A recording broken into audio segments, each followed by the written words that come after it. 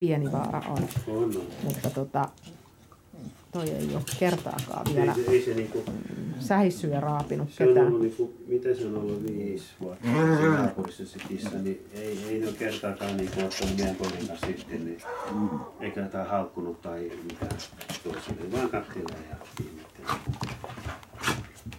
Ne Yorkitkin on käynyt vaikka ihan puolen metrin päästä, sitten kissa on vaan istunut kattelee.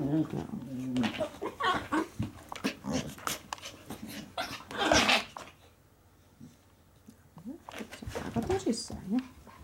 Hyvä tahvo, kyllä sä voit sitten sanoakin, jos tuntuu siltä.